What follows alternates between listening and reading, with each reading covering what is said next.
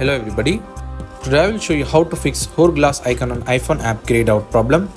So for this, go to settings, tap on screen time. From here, tap on app limits. Tap on app limits. Now find the app with the Hourglass icon, for example WhatsApp. If you have added limit for any app, for example social app, for example WhatsApp, then what you have to do, now if you have added the limit for any app, example WhatsApp, then tap on it and tap on delete limit. Tap on delete limit and the limit will be deleted.